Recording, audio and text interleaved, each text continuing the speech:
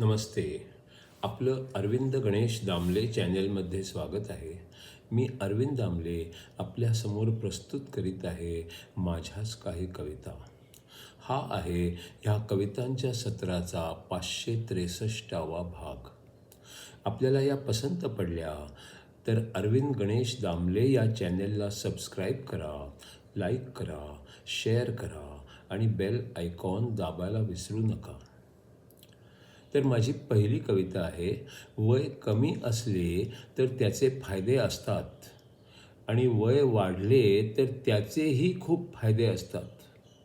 पण माणसाचा स्वभाव विचित्र आहे. त्याला आहे त्या परिस्थितीतले फायदे नाही तर तोटे मात्र स्पष्ट दिसत असतात. वय कमी असले तर त्याचे फायदे असतात आणि वय वाढले तर त्याचेही खूप फायदे असतात. पण माणसाचा स्वभाव विचित्र आहे. त्याला आहे त्या परिस्थितीतले फायदे नाही तर तोटे मात्र स्पष्ट दिसत असतात.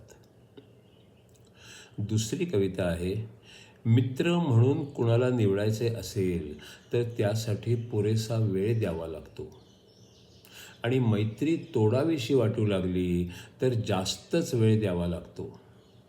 कारण त्याने दिलेला सल्ला अप्रिय वाटला तरी आपल्या हिताचा असतो आणि तेवढ्यावरून मैत्री तोडावीशी वाटली तर पुन्हा पुन्हा विचार करायचा असतो. मित्र म्हणून कुणाला निवडायचे असेल तर त्यासाठी पुरेसा वेळ द्यावा लागतो आणि मैत्री तोडावीशी वाटू लागली तर जास्तच वेळ द्यावा लागतो. कारण त्याने दिलेला सल्ला अप्रिय वाटला तरी आपल्या हिताचा असतो आणि तेवढ्यावरून मैत्री तोडावीशी वाटली तर पुन्हा पुन्हा विचार करायचा असतो.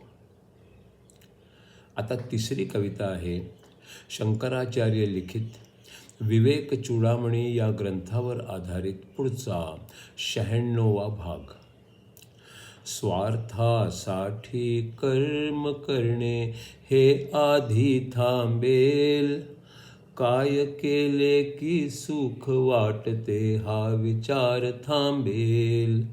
स्वार्थासाठी कर्म करणे हे आधी थांबेल, काय केले की सुख वाटते हा विचार थांबेल.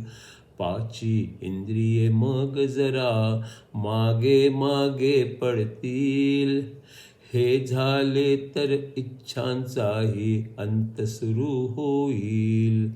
पाची इंद्रिये मग जरा मागे मागे पडतील, हे झाले तर इच्छांचाही अंत सुरू होईल. इच्छांपासून मुक्ती जर याच जन्माल मिळेल, याच जन्मी मुक्त होणे मग सर्वांना जमेल. इच्छांपासून मुक्ती जर याच जन्मात मिळेल, याच जन्मी मुक्त होणे मग सर्वांना जमेल. ब्रह्म व्हायचे हीच एक इच्छा मग उरेल, मी अन माझे यांच्या बाबत असे कसे काही उरेल. ब्रह्म व्हायचे हीच एक इच्छा मग उरेल, मी अन माझे यांच्या बाबत कसे काही उरेल. अज्ञानाचा काळा काळ मग संपू लागेल, ज्ञानाचा सूर्योदय मग आपल्याला लाभेल. अज्ञानाचा काळा काळ मग संपू लागेल, ज्ञानाचा सूर्योदय मग आपल्याला लाभेल. अज्ञानाचा अंधार जसा जसा जाईल, त्याबरोबर जे असते ते हळूहळू जाईल. अज्ञानाचा अंधार जसा जसा जाईल, त्याबरोबर जे असते ते हळूहळू जाईल.